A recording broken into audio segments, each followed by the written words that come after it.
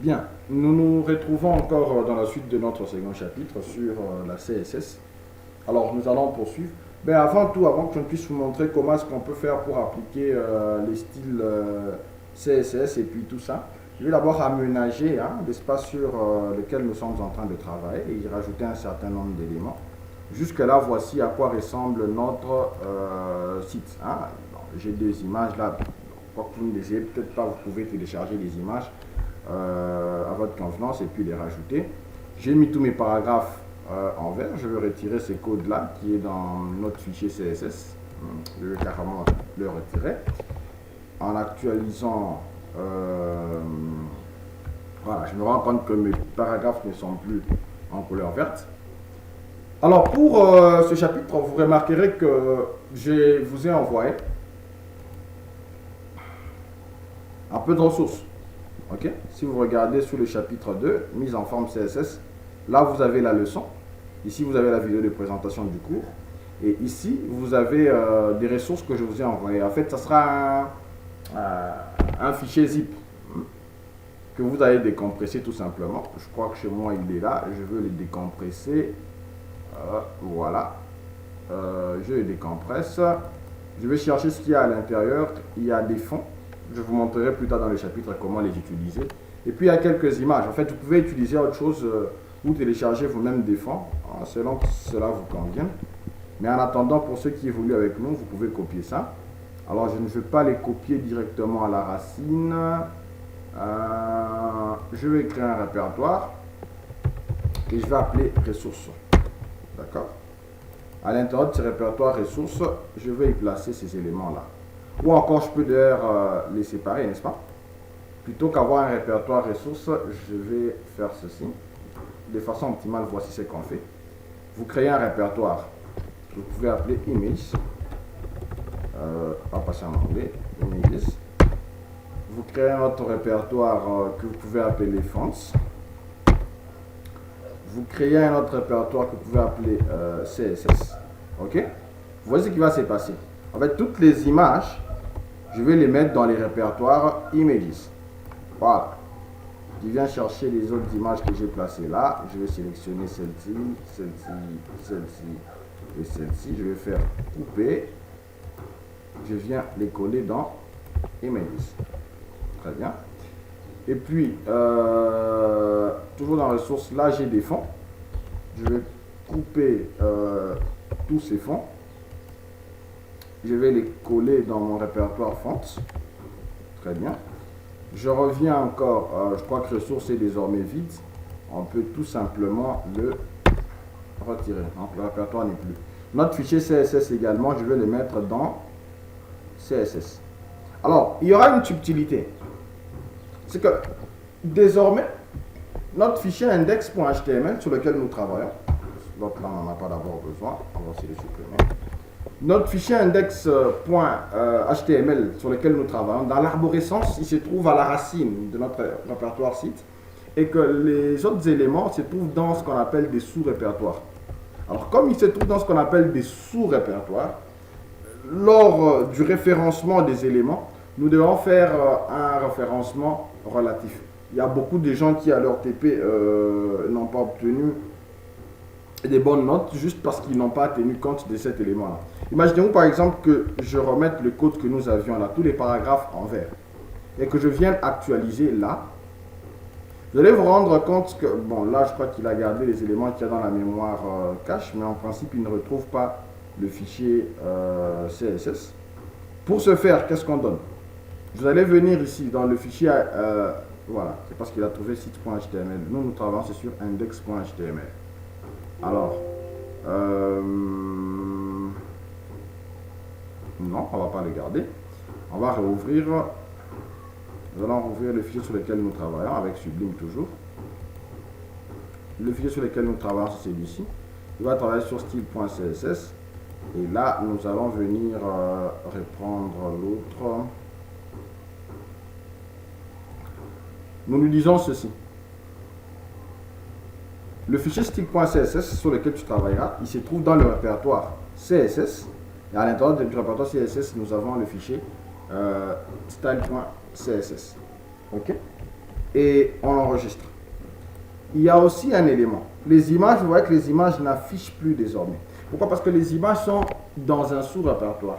Et comme les images sont dans un sous-répertoire, si nous ne référençons pas le sous-répertoire dans lequel les images se trouvent, les images n'afficheront pas non plus. Là, nos deux téléphones là. Et je peux venir, c'était à quel niveau là qu'on affichait des images? On va chercher. Voilà.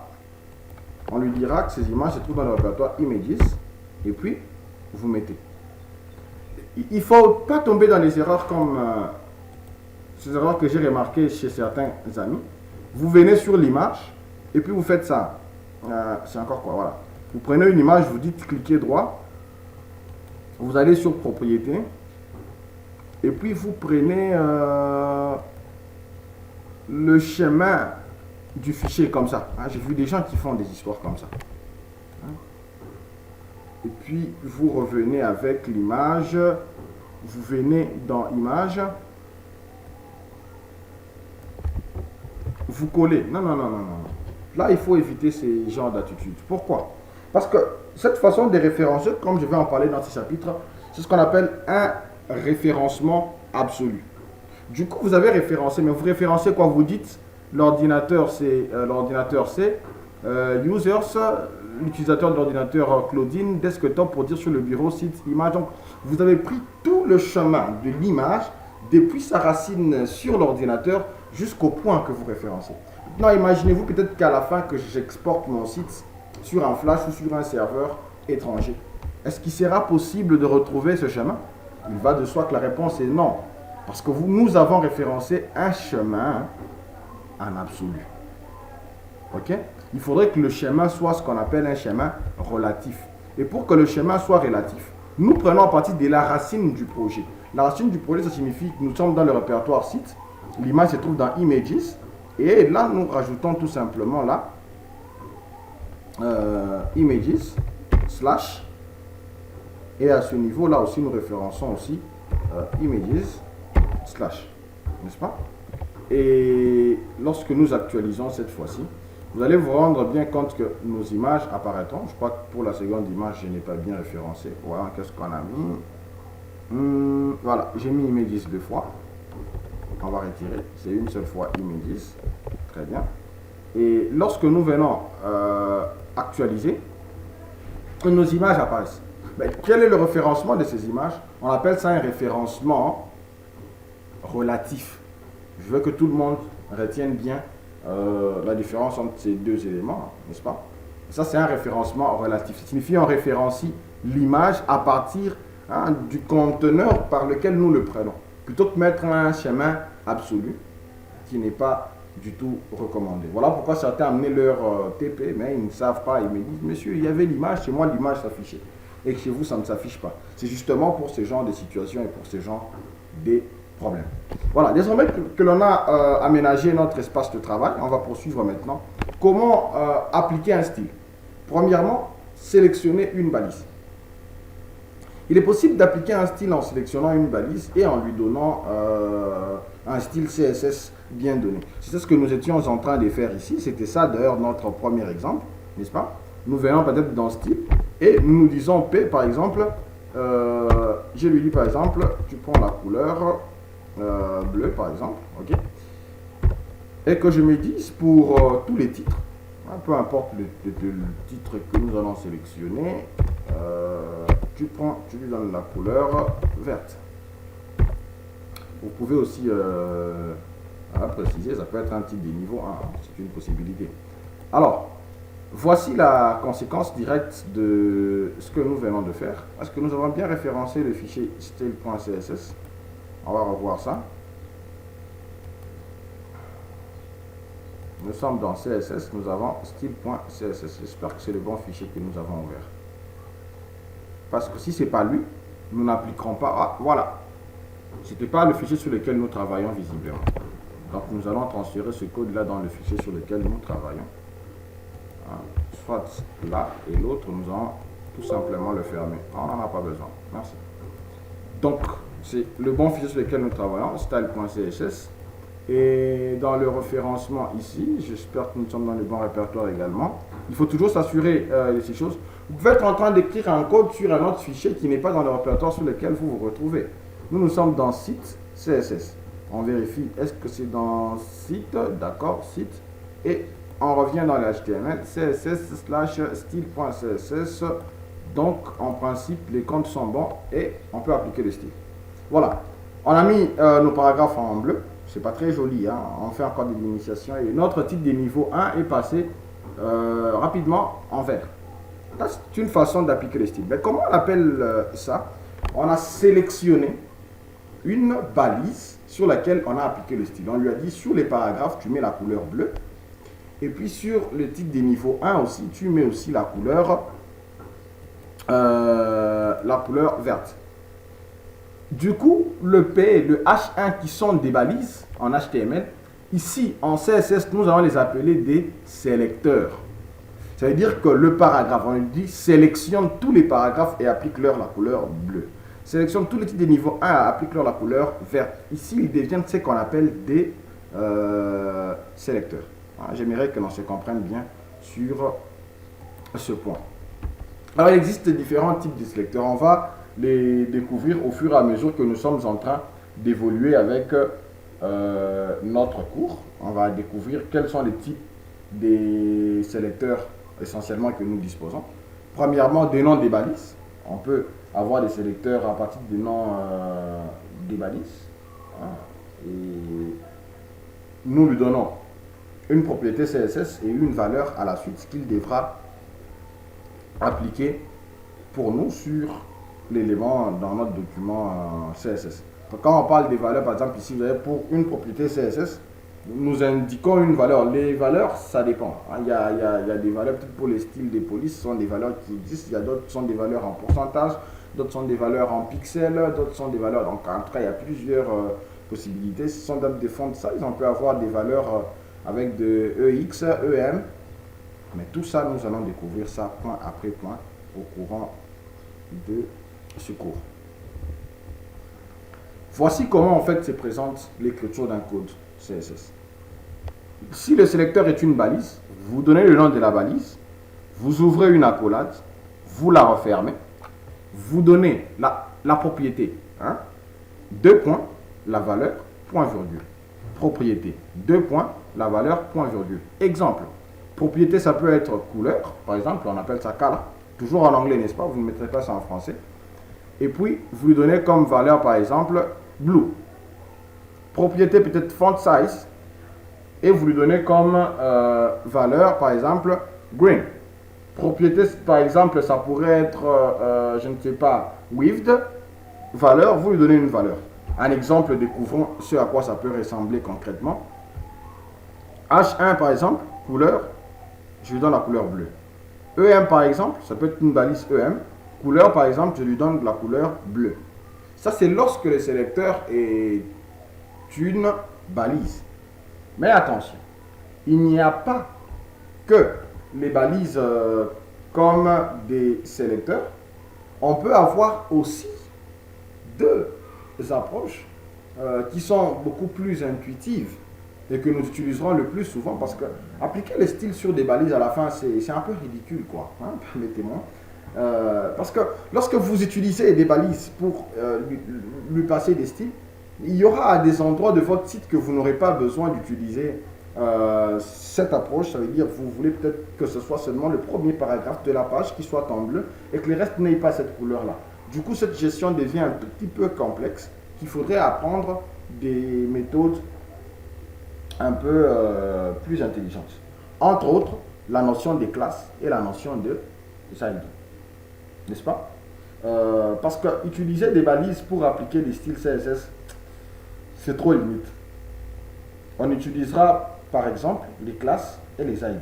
Les classes ici nous permettront d'appliquer des styles à des éléments bien spécifiques ou aussi même globalement à des éléments d'une page CSS. Et pour ça, on utilise soit l'attribut classe, soit l'attribut ID. En fait, les deux approches se valent. Mais la différence entre classe et ID, c'est que avec la propriété classe, n'est-ce pas, Avec la propriété classe, on l'utilise plus souvent, elle est réutilisable plusieurs fois. Mais avec la propriété ID, lorsqu'on a renseigné un style CSS à un élément, il faudrait que ça soit unique sur le contenu de la page, pourquoi pas celui de l'application, parce que nous l'utiliserons plus du côté JavaScript. Alors, comment est-ce qu'on utilise ces éléments-là? Retournons. Je viens là. J'ai appliqué la couleur bleue et la couleur verte à nos éléments de la page. Ok, c'est bon. Ben, imaginez-vous que je me dise que je veux la même couleur du titre pour mes paragraphes aussi. Je ne suis pas obligé de réécrire le code plusieurs fois. Je peux juste supprimer là. Je peux juste supprimer pour le paragraphe là. Et puis je lui dis par exemple ce qui suit là. Je dis par exemple, tu appliqueras la couleur verte au H1 et tu l'appliqueras aussi aux balises de paragraphe. Alors, une fois que j'ai dit ça, voici ce qui arrive. Lorsque j'actualise, la couleur verte que nous avons donnée à notre titre s'applique également aussi à nos paragraphes. Alors, comment est-ce qu'on utilise les classes? Comment est-ce qu'on utilise les ID? Pour utiliser les classes, c'est simple. On ne va pas écrire classe ici. On va d'abord supprimer ça parce que je dis que ce n'est pas la très bonne approche. Je crois qu'on va y revenir à un moment.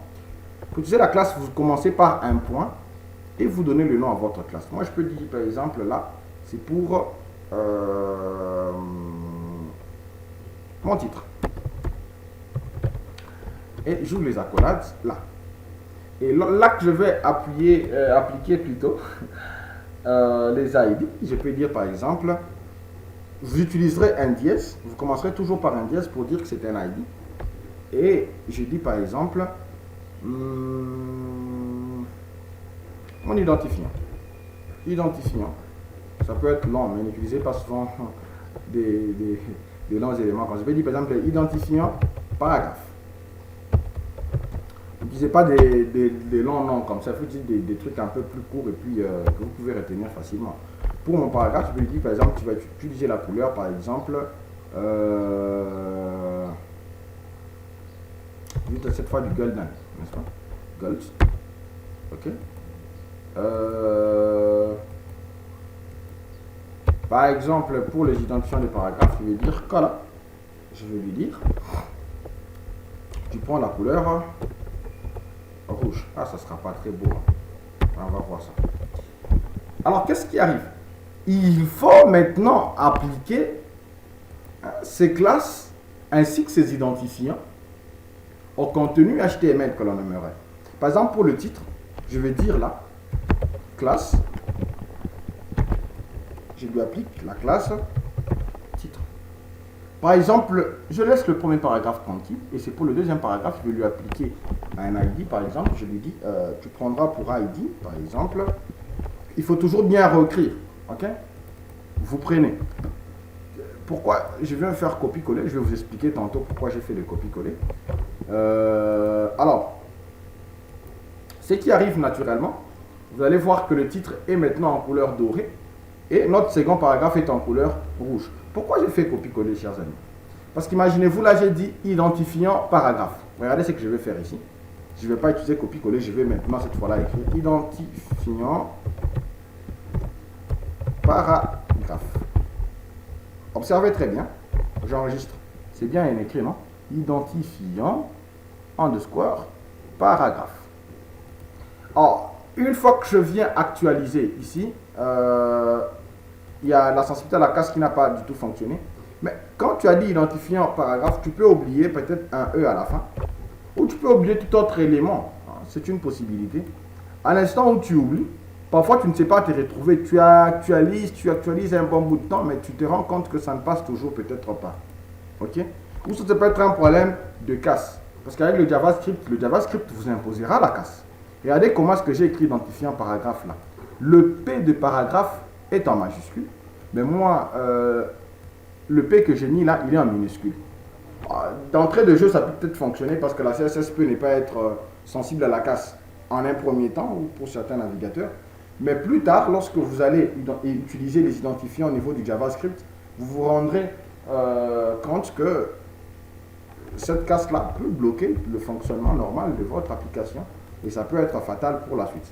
Donc, pensez toujours à ces éléments-là. Quand tu as dit identifiant paragraphe, assure-toi que la majuscule, effectivement, comme tu l'avais écrit de l'autre côté, que la minuscule également, et également comme tu l'avais écrit de l'autre côté. Donc, voici comment est-ce qu'on peut appliquer en fait une classe. Voici aussi comment est-ce qu'on peut appliquer aussi un titre, n'est-ce pas? En utilisant classe là-bas, et puis vous mettez le titre. Alors, précisons quelque chose sur l'ID, parce qu'avec la classe, hein, vous avez vu comment est-ce qu'on applique. Vous dites classe égale, en guillemets, vous mettez votre classe. Vous pouvez appliquer plusieurs classes à l'intérieur de l'attribut classe, n'est-ce pas? Vous pouvez appliquer plusieurs classes, c'est une possibilité. Mais puisque classe et ID fonctionnent de la même manière, je vous ai dit qu'il y a un intérêt notable avec ID.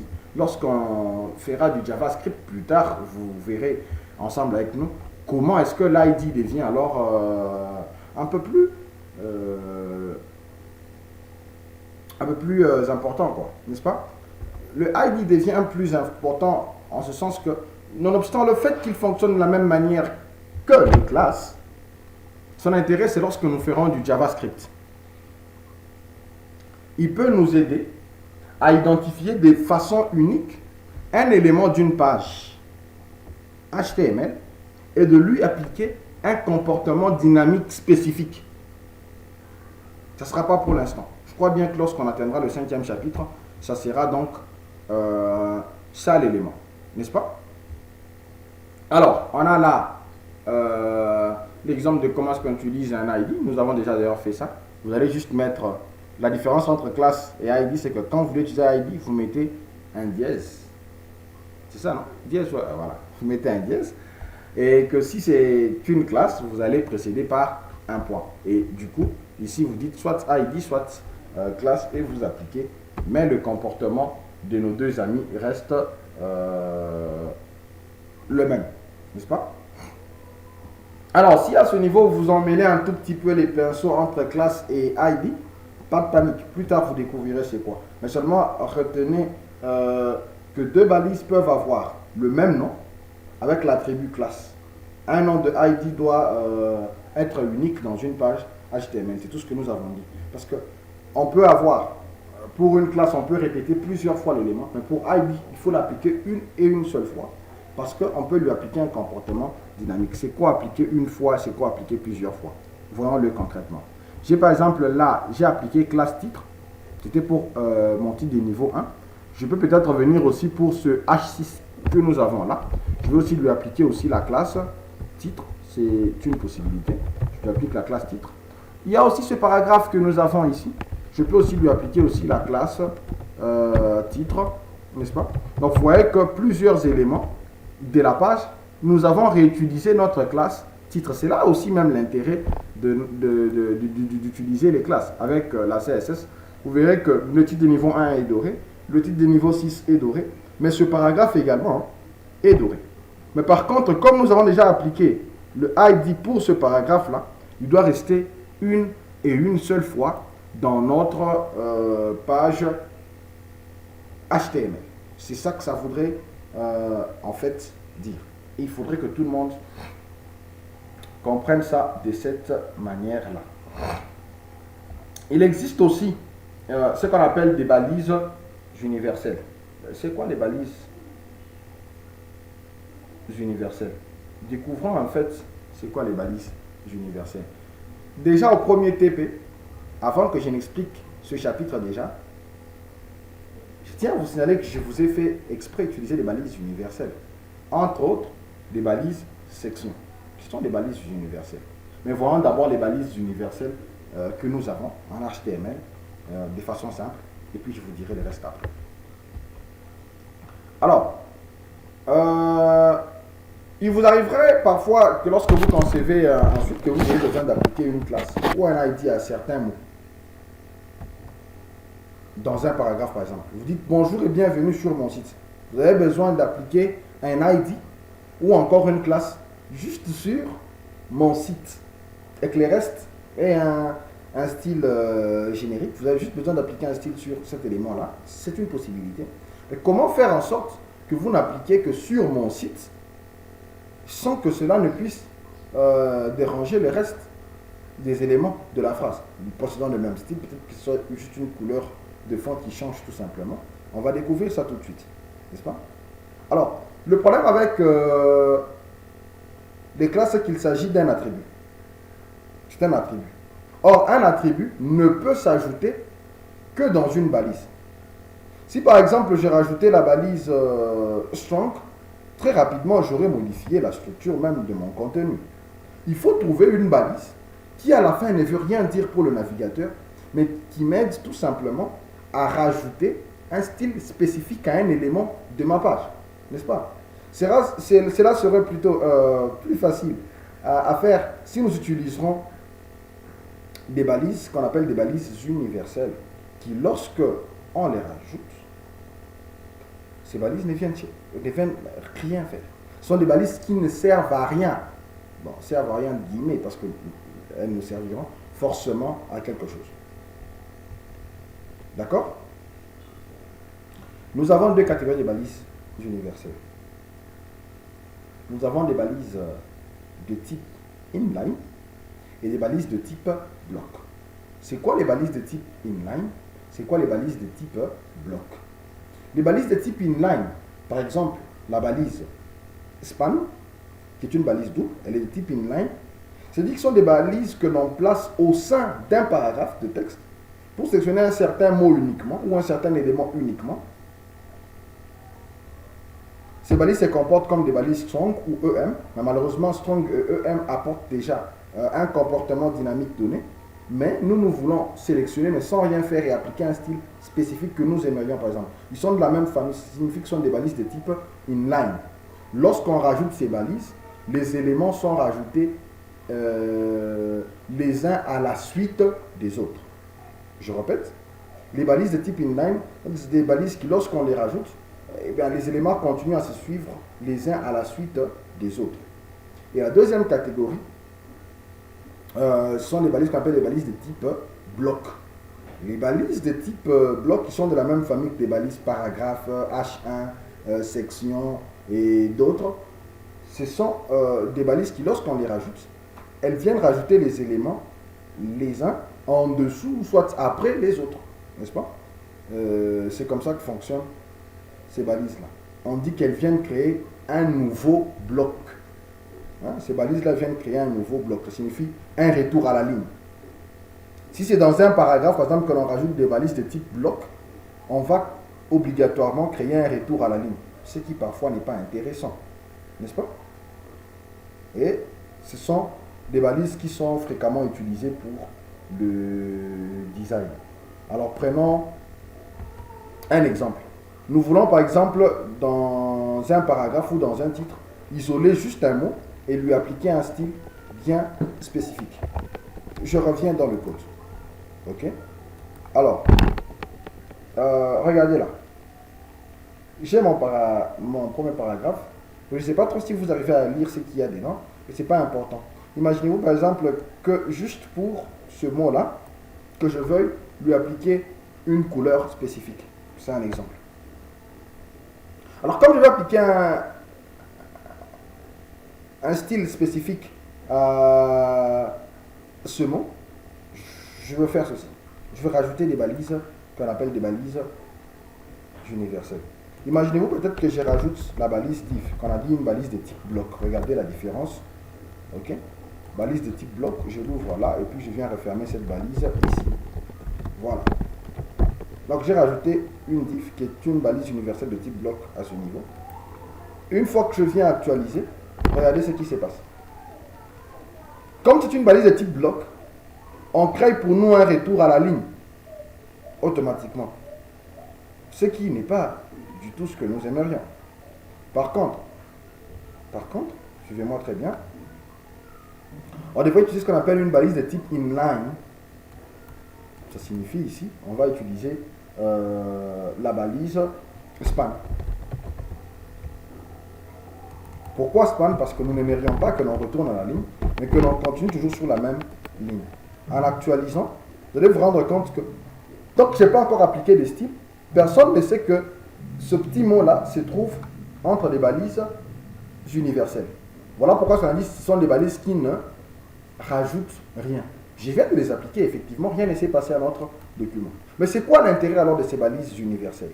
C'est des balises qui vont nous permettre à appliquer un style spécifique. Moi, je vais peut-être rajouter ici une classe que je vais appeler la classe salutation. Ok. Alors, pour notre classe salutation, peut-être je vais dire, peut-être tu viens rajouter pour moi la couleur bleue. C'est une possibilité.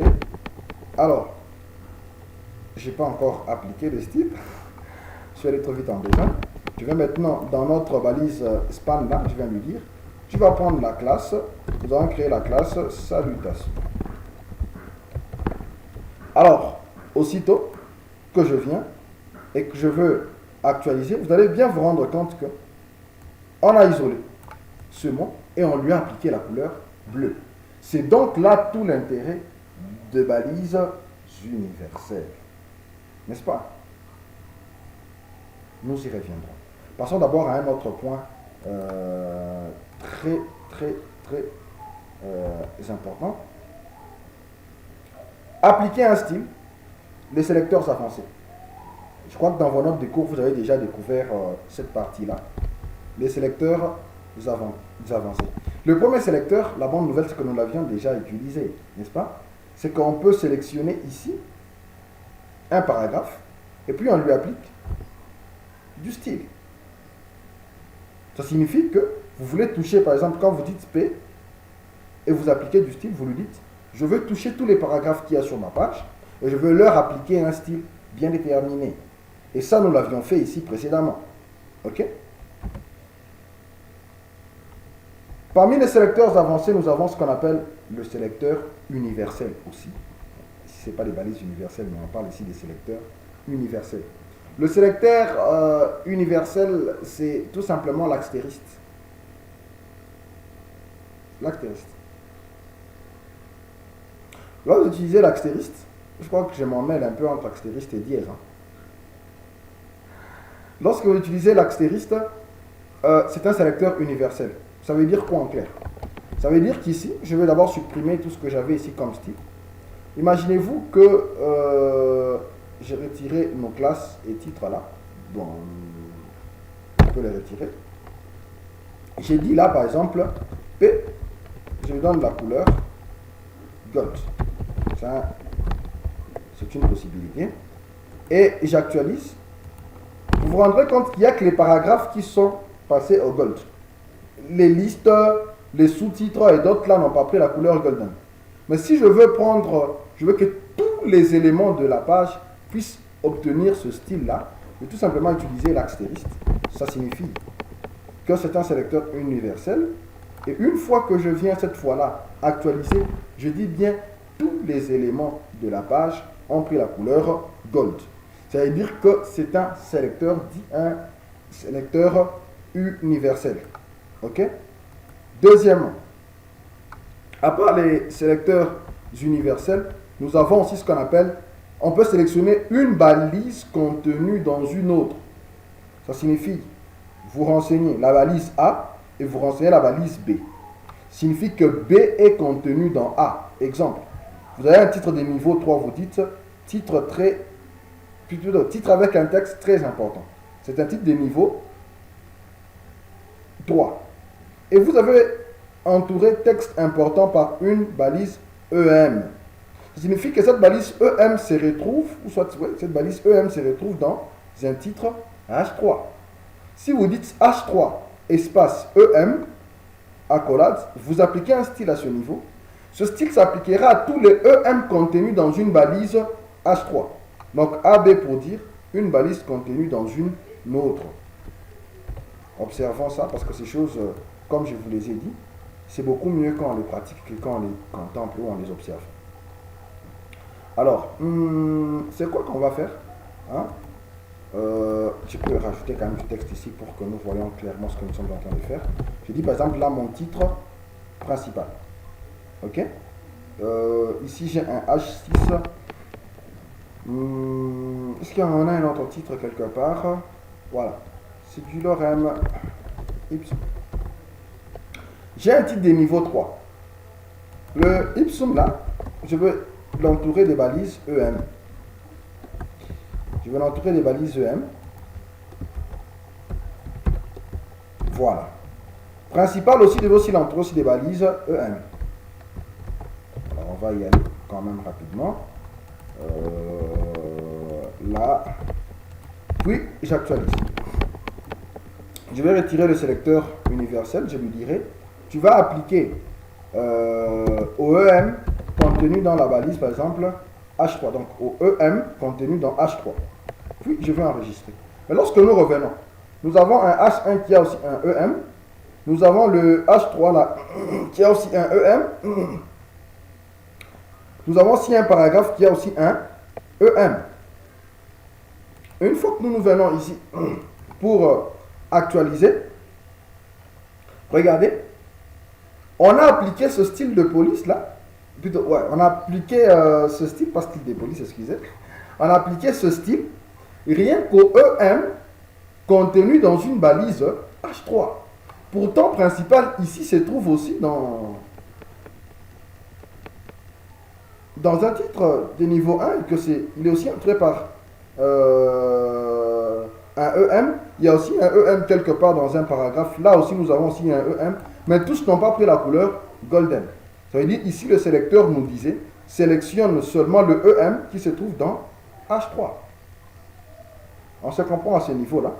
Donc, c'est comme ça que vous pouvez sélectionner un élément contenu dans une balise. Alors, j'aimerais que ces choses soient très bien comprises de vous parce que, avec la situation épidémique, peut-être que nous pourrons proposer un examen à l'oral. On peut proposer un examen à l'oral. C'est très possible que nous fassions un examen à l'oral. Donc, si je vous posais la question de savoir comment appliquer un style à un élément contenu dans une balise, très rapidement, sans tituber, je serais heureux que vous me retourniez une réponse comme celle-là. Toujours sur les sélecteurs avancés. Toujours sur les sélecteurs avancés. Comment appliquer un style à une balise qui suit une autre? Une balise qui suit une autre, ça veut dire quoi? Ouais, parce qu'il faut que l'on se comprenne. Exemple, vous avez un titre H3 par exemple, et vous avez un paragraphe. Ce paragraphe ici, il suit un titre H3. On peut avoir plusieurs paragraphes dans notre contenu. Mais nous, on nous dit n'appliquer qu'au paragraphe qui suit le titre des niveaux 3. Comprenez-moi très bien. On n'a pas dit le paragraphe contenu dans. On a dit le paragraphe qui suit un titre des niveaux 3. Donc, si je reviens ici, ce paragraphe ici, lui, par exemple, il suit un titre de niveau 3. Ce paragraphe, lui, il suit un titre de niveau 1. Ce paragraphe, lui, suit un titre de niveau 6. Moi, je vais appliquer un style seulement au paragraphe qui suit, par exemple, un titre de niveau 1. Pour appliquer un style à un élément qui suit un autre, je veux dire tout simplement que pour le titre de niveau 1, le paragraphe qui le suit, tu lui appliques par exemple la couleur verte par exemple. Il faut écrire toujours les couleurs en anglais. Si vous ne les avez pas en anglais, c'est pas grave, je vous montrerai comment est-ce que vous pouvez utiliser d'autres approches pour appliquer ces éléments-là. Alors pour ça, voici ce qui arrive. Une fois que j'actualise, vous allez voir, tous les autres paragraphes n'ont pas reçu ce style, mais seulement le paragraphe qui suit, le titre principal, qui a pris la couleur verte. Donc ici, on a appliqué un style, n'est-ce pas, à un paragraphe qui suit un élément bien précis. C'est un jeu d'enfant. Hein. Donc, comme je le disais, vous serez amené parfois à suivre beaucoup trop de vidéos pour ce chapitre, mais c'est facultatif, c'est optionnel. Le contenu de tout ce que nous sommes en train de faire dans ces vidéos sont déjà disponibles dans la leçon.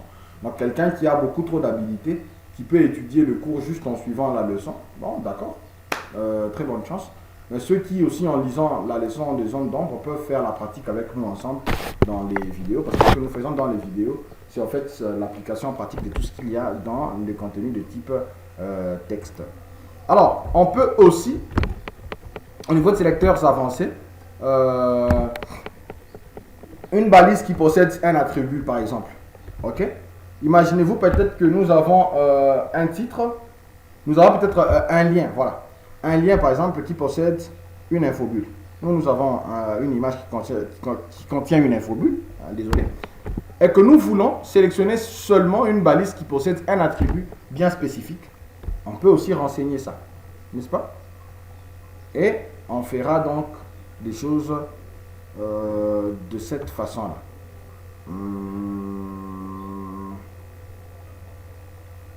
Donc concrètement, voici comment est-ce qu'on va faire ça. On vient là. Je lui dis par exemple que pour des balises IMG, parce que j'ai deux images là, tu prends seulement la balise qui a l'attribut title. Tu lui appliques le style suivant. Qu'est-ce que je peux appliquer? Bon, je vous expliquerai qu'est-ce que cela veut dire plus tard. Je me dis ceci par exemple. Alors, je vais actualiser. Regardez bien. J'ai floué la seconde image. Or, nous avons deux balises IMG. Mais seulement la deuxième balise IMG qui contient l'attribut title. Comme la deuxième balise IMG contient l'attribut title, j'ai floué l'image. Et du coup, vous remarquez rapidement que cette image est flouée. Mais l'autre là n'a pas été touché. Pourquoi? Parce que tout simplement, dans notre document HTML, n'est-ce pas, pour nos balises IMG, cette balise IMG ne contient pas l'attribut title. Mais celle-ci, par contre, elle contient l'attribut title. Comme cette balise contient l'attribut title, je l'ai sélectionné tout simplement. Et puis j'ai appliqué. Donc, si à l'interrogation orale ou à l'examen oral, qu'on peut faire, ça dépend des moyens que nous utiliserons en présentiel ou encore en ligne. On peut faire des épreuves en ligne, en oral bien sûr. On vous demandait peut-être comment on fait pour appliquer un style à une balise contenant un attribut donné. Donc, vous avez vu comment est-ce qu'il faut le faire. D'accord? Ça, c'était ça. Il y a plusieurs sélecteurs avancés. Je vais me passer d'autres sélecteurs. Je crois que déjà que tout le monde ici a vu comment appliquer, du style avec des sélecteurs avancés. Il y en a plusieurs. Il y a une possibilité de rajouter, d'appliquer à une balise un attribut et une valeur exacte. Peut-être que je peux lui dire, tu vas appliquer ici à une balise, n'est-ce pas? Tu vas appliquer ici à une balise contenant un titre tel et contenant un attribut tel par exemple et une valeur donnée ici. Je peux lui dire, peut-être qu'on peut avoir plusieurs balises A qui ont l'attribut title, mais tu appliques seulement à celui qui aura pour title, pour valeur, telle valeur. Là aussi, vous pouvez appliquer. Vous pouvez aussi expérimenter ça sur vos ordinateurs, parce que je vais déjà montrer l'exemple. On va avancer. Alors, on peut aussi appliquer aussi à une balise, n'est-ce pas, contenant un attribut et une valeur donnée. Cette fois, vous allez rajouter un astérisque à ce niveau-là, n'est-ce pas? Idem. Cette fois, il va juste vérifier si dans la valeur, il y a le mot ici. La différence entre les deux, c'est que ici, on applique le style pour l'attribut title où on a toute la valeur cliquée ici. Mais avec ça, c'est presque pareil, mais seulement ici, il va vérifier une fois qu'il trouve juste un seul élément. Hein? Je vais dire par exemple title quelque part ici. Dans title, nous avons la valeur ici. Quand je mets l'astérisque là, il ira chercher est-ce qu'il y a un attribut, il y a une balise A possédant l'attribut title, mais dans sa valeur, on peut retrouver quelque part un ici. Et ça sera tout simplement appliqué, n'est-ce pas? Retenez donc ici que d'autres sélecteurs existent. Il existe plusieurs sélecteurs. On ne saura pas tous les énumérer ici. Pour ceux qui ont envie de découvrir d'autres sélecteurs avancés, je vous prie donc de consulter le site officiel du W3C, le consortium W3C. Il est très complet et vous trouverez des éléments beaucoup plus intéressants là-dessus. Il y a peut-être d'autres sélecteurs que je n'ai pas évoqués ici, mais que nous découvrirons dans le chapitre qui va suivre. Cette vidéo s'arrête ici. Rendez-vous dans la prochaine vidéo sur le formatage du texte.